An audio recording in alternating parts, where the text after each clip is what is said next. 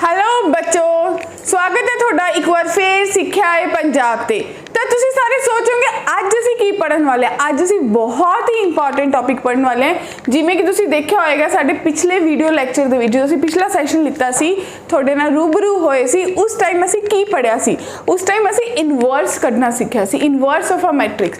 उस क्लास विच आपां एक गल होर कीती सी कि अगले सैशन दे विच असीं इनवर्स ही कढांगे, लेकिन एक अलग तरीके नाल, एक एज अ पजल, एक ऐसा मैथड है जिहदे विच असीं कोई कैलकुलेशन नहीं, बस असीं कुछ एडिशन सबट्रैक्शन करते जावांगे तो साडे कोल आंसर बनदा रहूगा। बट ओनू लाण लई कुछ पर्टिकुलर रूल्स ने। आओ देखिए की रूल्स ने। टॉपिक क्या है? Elementary transformation. असी कुछ ऑपरेशंस लगावांगे रोज थी या फिर कॉलम ते साडे कोल उस एलिमेंट्स ना ट्रांसफॉर्म हो के साडे कोल की बन जाएगा साडा रिक्वायर्ड इनवर्स मैट्रिक्स। लो जी, तो एलीमेंट्री ट्रांसफॉर्मेशन होएगा कि असी डिफरेंट ऑपरेशंस पढ़ांगे। सब तो पहला जो भी एलीमेंट्री ट्रांसफॉर्मेशन की गल करनी है, तुसी एक चीज़ माइंड च रखनी है, की सोचना है कि जो मैं मैट्रिक्स की गल कर रही हूँ, एलीमेंट्री ट्रांसफॉर्मेशन लगा रही हैं, या तो मैं सिर्फ रोज की गल करूँगी, ठीक है जी, या तो सिर्फ रोज से ऑपरेशन लगाऊंगी पूरे के पूरे क्वेश्चन च, या फिर कॉलम ते। दोनों पैरेलल कदे भी नहीं चलणगे, या कल्ले रोज या कल्ले कॉलम। ठीक है जी। हुण कंसेप्ट ये पीछे की है, तुसी सबने पढ़िया कि ए गुना ए इनवर्स जो है वो आइडेंटिटी के बराबर हुंदा है, पढ़िया ना, यानी कि ए बराबर है A into I. So my dear friends, अगर तुसी अपने इस मैट्रिक्स नू आइडेंटिटी च चेंज कर दो, चेंज टू आइडेंटिटी, अगर इस मैट्रिक्स नू एलीमेंट्री ट्रांसफॉर्मेशन लाके आइडेंटिटी च चेंज कर दो, ए रहेगा, तो जिहड़ा आई है वो किस विच ऑटोमैटिकली अपने आप ही ऑटोमैटिकली चेंज टू और किहदे विच चेंज हो जाएगा? ए इनवर्स विच। तो ये थोड़ा रिक्वायर्ड आंसर होएगा। क्या गल समझ आई? एक बेसिक आइडिया है जो अज असी गल करन वाले, जो असी सीखन वाले हैं अज दी क्लास दे विच। की आइडिया है कि ए बराबर है ए गुना आई दे। जे मैं ए नू आइडेंटिटी च बदला, ए नू आइडेंटिटी च बदला, तो आइडेंटिटी किसी होर मैट्रिक्स बदली जाएगी। वो केड़ा मैट्रिक्स होएगा?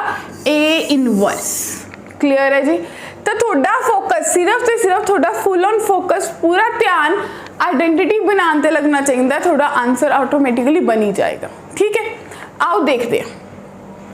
तो देखो कुछ ट्रांसफॉर्मेशंस होंदियां ने जिन्होंने असी एलीमेंट्री रो या कॉलम, जे सारे के सारे रो लाए तो रो ट्रांसफॉर्मेशन, अगर कॉलम लगाए तो कॉलम ट्रांसफॉर्मेशन। जे रो लगाओगे इसका मतलब होंदा है इंटरचेंज, दोनों पासे एरो का मतलब होंदा है इंटरचेंज। जे रो ते ला रहे हो रो ते, जे कॉलम ते लाएगा कॉलम ते। के टाइम्स यानी कि असी अपनी रो नू किसी मल्टीपल, के कोई कांस्टेंट है उससे मल्टीप्लाई कर रहे हैं नॉन जीरो कांस्टेंट से, फिर असी किसी उसी रो दे विच कोई होर रो दा मल्टीपल ऐड कर रहे हैं, तो two matrices are said to be equivalent if one is obtained from using elementary transformation. अगर ये सारी एलीमेंट्री ट्रांसफॉर्मेशन की वरतों करके तुसी कोई नवा मैट्रिक्स बनाने हो, मैट्रिक्स सेम रहेगा, वो बदलेगा नहीं। ये नहीं कह सकते कि अगर मैंने एक रो ना दूजी रो बदलती तो मैट्रिक्स ही बदल गया, नहीं, नॉट एट ऑल, नहीं बदलेगा। तो इनू किमें इंप्लीमेंट करना है वो सारी चीज़ों बारे असी गल करन वाले। हुण तुहानूं पता है कि सी अगर ए गुना बी दी प्रोडक्ट है तो कोई भी ट्रांसफॉर्मेशन अगर सी ते लगेगी और दूजे पासे भी एक मैट्रिक्स से डेफिनेटली लगेगी। तो हुण किमें लावांगे, आओ देखिए।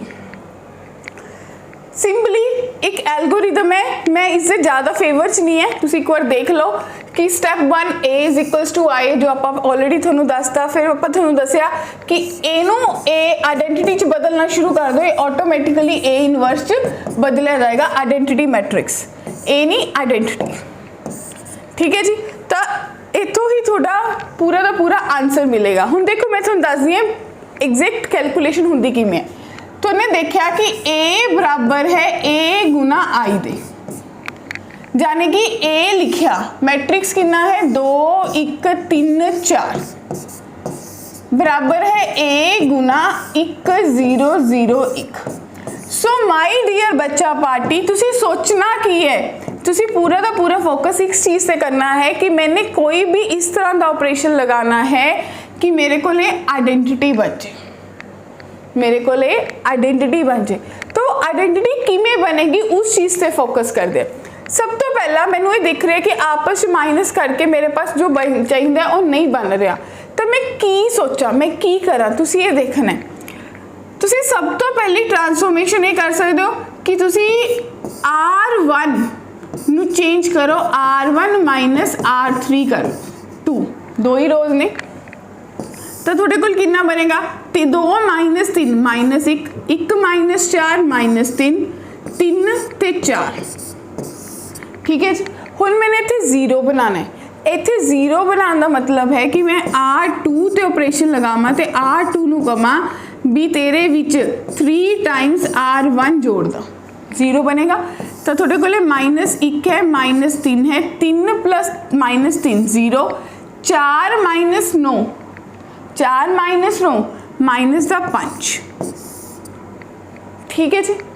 हुण मैनू ये दिख रहा है कि मैं अगर सैकेंड रो नू अगर मैं R2 नू करा भी चेंज हो जा किदे विच -1/5 R2 दे विच, तो मेरे पास क्या बनेगा -1 -3 0 ते 1। ठीक है।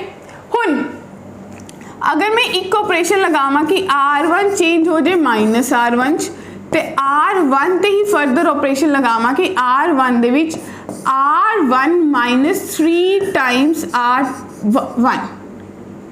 R2, तो थोड़े को कितना बनेगा, थोड़े को बन जाएगा 1 0 0 1। तो आइडेंटिटी बनया।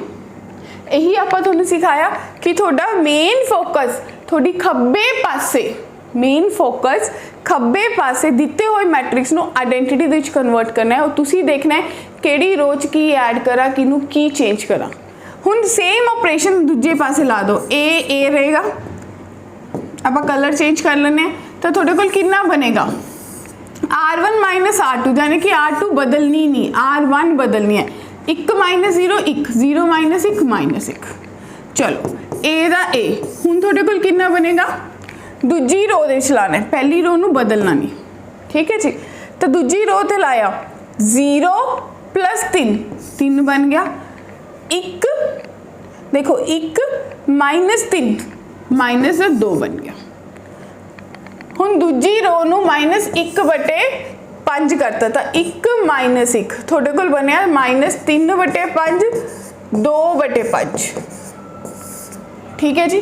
हुण पहली रो नू नेगेटिव ते मल्टीप्लाई किया, पहली रो नू नेगेटिव ते मल्टीप्लाई किया तो -1 आ गया। हुण ध्यान दो -1, या फिर तुसी एक ऑपरेशन इनू इदा कर लो, ज़्यादा सानू उलझन ना पवे, तो असी इनू एक सीधा ही ऑपरेशन बना लेने कि R1 नू -R1 माइनस R3 R2 करता, तभी ओके है। देखो -R1 -1, देखो लिख लो -1 माइनस प्लस 9/5, तो 4/5 आ गया जी। चलो फिर -1 माइनस प्लस 1, फिर वो 2, तो -6/5, राइट। तो थोड़े को -1/5 आ गया, थोड़े को बनया -3/5 as it is, 2/5 as it is. हुण इहदे विच 1/5 कॉमन आ रहा है, तो 1/5 बाहर आ गया, तो थोड़े को बनया 4 -1 -3 ते 2। ये एलीमेंटरी ट्रांसफॉर्मेशन के थ्रू थोड़े को की बन गया, थोड़े को थोड़े दिते हुए मैट्रिक्स का क्या बन गया, इनवर्स, यूजिंग एलीमेंटरी ट्रांसफॉर्मेशन। क्या गल समझ आई?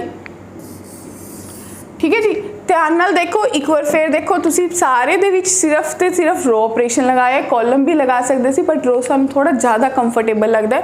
दूजी गल, मैंने पहला खब्बे पासे लगाया क्योंकि मेरा टारगेट क्लीयर है, मेरा फोकस क्लीयर है कि मैंने जाना कित्थे है। मैनू पता है कि मैंने आइडेंटिटी बनानी है, तो सब तो पहला मैंने उसी कैलकुलेशन से फोकस किया, क्योंकि अगर मैं पैरेलली दोनों पासे कैलकुलेशन करूँगी तो डेफिनेटली मेरा आंसर वेरी करेगा। हुण इनू करन दा एक रामबान इलाज, यानी कि अपना शॉर्टकट, एक शॉर्टकट क्या होंगे 2/2 का, थोनू पता है डिटर्मिनेंट कितना आएगा, हाँ जी 8 - 3 3 ਤਾਂ 1/-5 आ गया प्लस का 5 ही आया।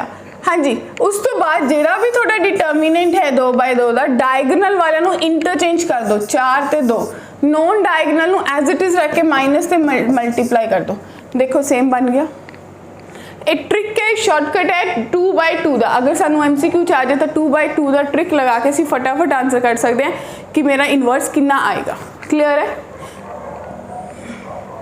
ਹੁਣ सेम ਇਹਦੇ ਵਿੱਚ ਵੀ A ਇਨਵਰਸ ਕੱਢਣਾ ਹੈ ਬਟ ਇਹ 3/3 ਦਾ ਮੈਟ੍ਰਿਕਸ ਹੈ ਤਾਂ ਡੈਫੀਨੇਟਲੀ 3/3 ਦਾ ਤਾਂ ਕੈਲਕੂਲੇਸ਼ਨ ਦਾ ਥੋੜੀਆਂ ਜ਼ਿਆਦਾ ਹੋਣਗੀਆਂ।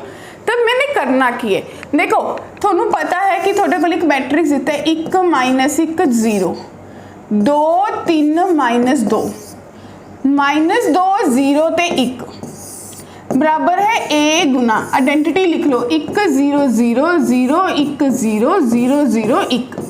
ठीक है। ਹੁਣ ਤੁਹਾਨੂੰ ਪਤਾ ਹੈ ਕਿ ਤੁਸੀਂ ਇੱਥੇ ਪਹੁੰਚਣਾ ਹੈ। ਪਹਿਲੇ ਨੂੰ 1 ਨੂੰ ਬਦਲਣ ਦੀ ਲੋੜ ਨਹੀਂ ਹੈ, 0 ਨੂੰ ਵੀ ਬਦਲਣ ਦੀ ਲੋੜ ਨਹੀਂ। ਤਾਂ ਐਗਜ਼ੈਕਟਲੀ ਮੈਂ ਬਦਲਾ ਕਿਨੂੰ, ਤਾਂ ਕਿਉਂ ਨਾ ਮੈਂ ਕੁਛ ਨਾ ਕੁਛ 0 ਤਾਂ ਬਦਲੀਆਂ ਹੀ ਜਾਣਗੇ, ਇਹ 'ਚ ਕੋਈ ਦਿੱਕਤ ਨਹੀਂ ਹੈ। ਬਟ ਅਗਰ ਮੈਂ ਤੁਹਾਨੂੰ ਇੱਕ ਟ੍ਰਿਕ ਦੱਸਾਂ, ਤੁਸੀਂ 2 ਕੌਨਜ਼ੀਕਿਊਟਿਵ ਜ਼ੀਰੋਜ਼ ਬਣਾ ਲਓ। ਤੁਹਾਡਾ ਫੋਕਸ ਇਹ ਹੋਣਾ ਚਾਹੀਦਾ ਕਿ 2 ਨਾਲ ਲੱਗਮੀਆਂ ਜ਼ੀਰੋਜ਼ ਬਣ ਜਾਣ। ਤਾਂ ਮੈਨੂੰ ਇਹ ਦਿਖ ਰਿਹਾ ਕਿ ਮੈਂ ਕਿਉਂ ਨਾ R1 ਤੇ ਆਪਰੇਸ਼ਨ ਲਗਾਵਾਂ। R1 ਦੇ ਵਿੱਚ ਮੈਂ ਕਹਾਂ ਕਿ R1 + 2 × R3 ਮੇਰੀ ਇੱਥੇ 0 ਬਣ ਜਾਏਗੀ। ਹੁਣ ਦੇਖਿਓ ਧਿਆਨ ਨਾਲ, ਇਹ ਮੇਰਾ ਸ਼ਾਰਟਕਟ ਹੈ। ਤਾਂ ਤੁਹਾਡੇ ਕੋਲ ਬਾਕੀ ਦੋ ਜਿਨ੍ਹਾਂ ਨੂੰ ਨਹੀਂ ਬਦਲਣਾ ਉਹਨਾਂ ਨੂੰ ਐਜ਼ ਇਟ ਇਜ਼ -1 3 0 0 -2 1। ਜੀ ਅਗਰ ਮੇਰੇ ਮੈਥਡ ਨਾਲ ਚੱਲੋਗੇ ਤਾਂ ਤੁਹਾਡਾ ਕੈਲਕੂਲੇਸ਼ਨ ਡੈਫੀਨੇਟਲੀ ਬਹੁਤ ਈਜ਼ੀਲੀ ਹੋ ਜਾਣਗੀਆਂ। ਤਾਂ ਦੇਖੋ R1 ਤੇ ਲਗਾਇਆ 2 R3 ਜੋੜਿਆ 1 + 0 0 1 2 -4 माइनस का 2 बन गया -2 प्लस का 2 0। ठीक है। हुन मेरा फोकस किस ते है, फिर ध्यान ना देखो। हुन मेरा फोकस सिर्फ ते सिर्फ ये 4 एलिमेंट्स से है। अगर इन्हां च मैं आइडेंटिटी बना दा तो तुसी काफ़ी सॉर्टेड हो जाओगे। हुन इनू आइडेंटिटी बनाने लई मैनू की करना चाहिए, मैनू R1 दे विच R2 दे विच R2 ते लाया R2 + R1 तो थोड़े कोल बनया कितना। ध्यान ना देखो, जेड़ी रो पहला लिख रही है जी ते ऑपरेशन लगा रही है ओदे विच ही कुछ भी ऐड या माइनस कर रही है। ये मैथड हुंदा लिखण दा।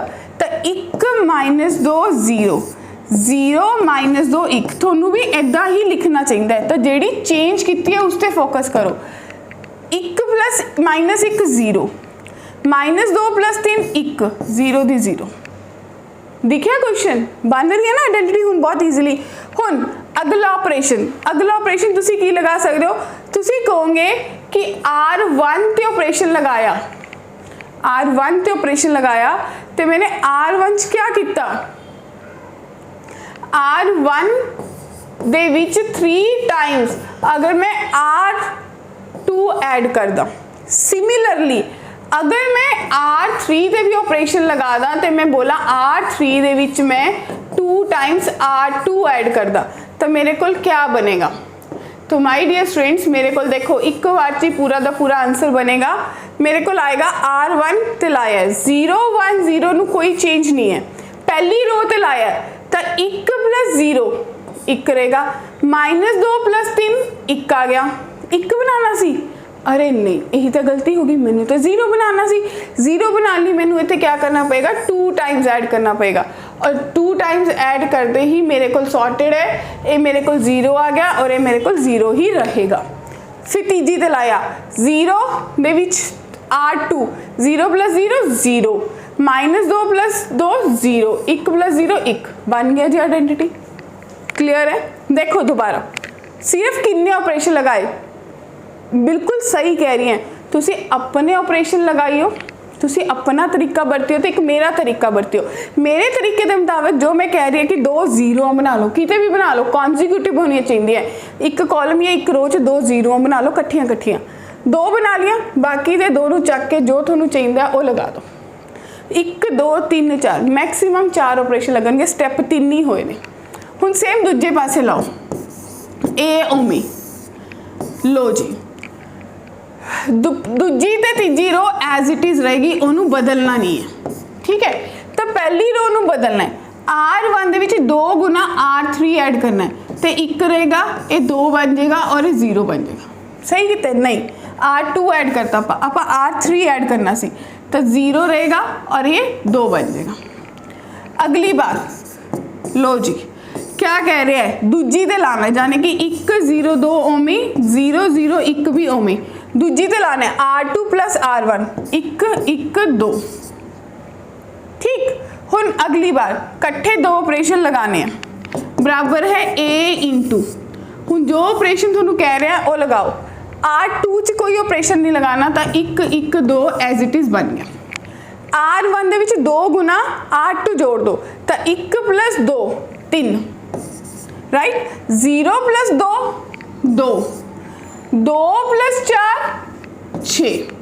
अगला देखो R3 च R2 जोड़ो, 2 गुना 0 प्लस 2 2, 0 प्लस 2 2, 1 प्लस 4 5, तो ये थोड़ा रिक्वायर्ड ए इनवर्स है। क्लियर है? तो चाहे 2/2 का होवे चाहे 3/3 का होवे तो थोनू सीधा ही देख के पता चल जाएगा कि मैंने आंसर किमें करना है। This is the fact. थोनू कोई ऑपरेशन, क्योंकि यूजली बच्चे जो चकते हैं ना, तुसी जो बुक खोलोगे तुसी उत्थे देखते हो थोनू लगता है कि ये तो क्वेश्चन ही बहुत लेंदी है, क्योंकि बुक दे विच भी 8 ਤੋਂ 9 स्टैप्स किते होंदे question they, but this is a trick, तुसी अपने क्वेश्चन नू किमें ईजीली सॉर्ट कर सकते हो। क्लीयर है?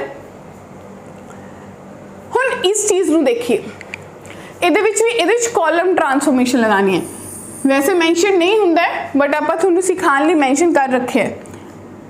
सब तो पहला मैनू ए जो दिता होया है, तुहानू पता है कि A इंटू आई लिखना है, इनू मैं लिखूंगी 0 3 1 4 और इनू लिखूंगी A गुना 1 0 0 1।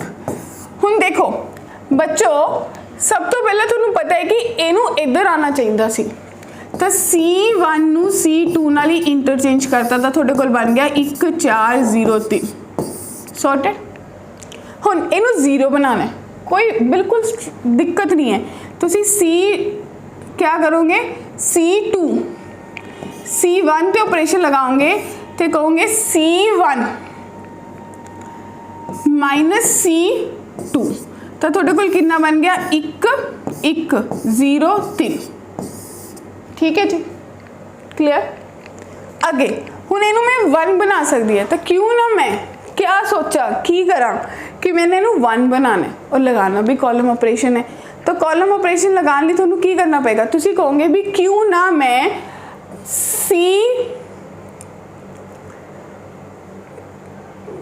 केड़ा ऑपरेशन लगाओगे, क्या सोच रहे हो? तो बहुत जल्दी हो रहा है, कॉलम लिए सोचने की लोड़ है।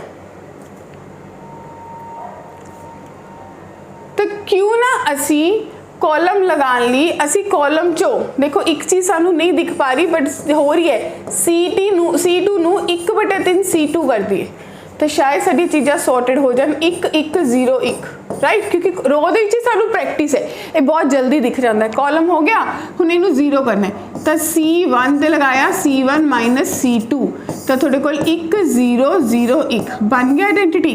सेम ऑपरेशन दूजे पासे लगा दो, देखो हले भी 4 स्टेप्स है, चाहे कॉलम चाहे रो।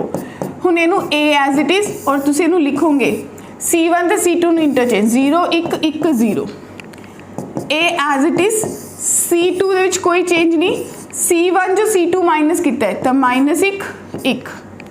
चलो हुण अगे C2 दे विच चेंज है, C1 च कोई चेंज नहीं, C2 नू 1/3 तो 1/3 ते 0। ठीक है, हुण देखो C1 ते लाना है, जाने कि C2 च कोई चेंज नहीं, 1/3 ते 0 एज इट इज़ है। हुण लाओ, हुण तुहाडे कोल कितना बनेगा, C1 च C2 माइनस करना है, -1 माइनस 1/3, देखो -1 माइनस 1/3 माइनस 4/3 बनया। ठीक है, ओमे ही 1 माइनस 0 1, तो ये थोड़े कोल कितना आ गया, ये थोड़े इस दिते हुए क्वेश्चन का आंसर है इनवर्स, ये थोड़े इस क्वेश्चन का इनवर्स है जो भी थोनू दिता होया सी। क्लीयर है माय डियर स्टूडेंट्स? हुण एक चीज़ होर माइंड च रखनी चाहिए है, तुसी पढ़िया सी कि ए डिटर्मिनेंट अगर 0 है तो द इनवर्स एग्जिस्ट नहीं करता, तो एलीमेंट्री दे विच असीं डिटर्मिनेंट कढ ही नहीं कढ रहे, तो जाने कि अगर इफ एंटायर रो, अगर मेरी एंटायर रो या फिर कॉलम, अगर एंटायर रो या कॉलम 0 बन जाता है तो तुसी कहोगे इनवर्स डज नॉट एग्जिस्ट। तो तुसी सिंपली देख लोगे कि अगर पूरा का पूरा रो या कॉलम किसी एक दूजे के मल्टीपल ने तो उत्थे मेरा इनवर्स एग्जिस्ट नहीं करेगा। यानी कि फॉर एग्जाम्पल हुण तुहानूं लगेगा इहदी एग्जाम्पल क्या होगी। फॉर एग्जाम्पल मेरे को एक मैट्रिक्स है 1 ते 2, दूजा है 2 ते 4, ठीक है। तो तुसी की कह सकते हो, तुसी कहोगे कि रो 1 रो 2 ते ऑपरेशन लगाया कि रो 2 माइनस 2 टाइम्स रो 1 तो थोड़े कोल कितना बनया 1 2 0 0 बन गया 0 तो यदा inverse does not exist. Clear है। तो ये साडा टॉपिक सी एलीमेंटरी ऑपरेशंस। एलीमेंटरी ट्रांसफॉर्मेशन हुंदा क्या, चाहे रो सारा का सारा क्वेश्चन रो ना करोगे चाहे कॉलम ना करोगे बट इको ही चीज़ लगेगी, या रो या कॉलम। ऑपरेशन की ने 2 रोज में इंटरचेंज कर लो, एक रो का कोई मल्टीपल कर सकते हो या फिर एक रो का मल्टीपल किसी दूसरी रो च ऐड कर सकते हो। बस ये 3 ऑपरेशन है जो आपस में घूमते रहते हैं तो थोड़ा इनवर्स फाइंड करते हैं। थोड़े फोकस कितने होना चाहिए कि ए नू आइडेंटिटी च बदल दिए, दूजा पासा आंसर तो ऑटोमैटिकली दे देगा। एक तरह का पजलिंग गेम की तरह है। प्रैक्टिस करोगे थोनू 2x2 का तो बहुत ईजीली हो जाता है। 3x3 ली ट्रिक दसता है कि 2 जीरोस बनाओ, उस तो बाद ओदे रिस्पैक्टिव जो 4 एलीमेंट्स बचे उन्होंने 2x2 का बनाओ। थोड़ा क्वेश्चन हो ही नहीं सकता कि गलत हो जाए या बहुत लेंथी चला जाए। ठीक है जी। तो एक बार फिर मिलांगे अगले सैशन दे विच अगले कंसैप्ट दे नाल। ओदे विच असीं पढ़ांगे प्रॉपर्टीज ऑफ डिटर्मिनेंट। तद तक ली जांदे जांदे लाइक शेयर सब्सक्राइब जरूर करो तो प्रैक्टिस करते रहो। Thank you everyone.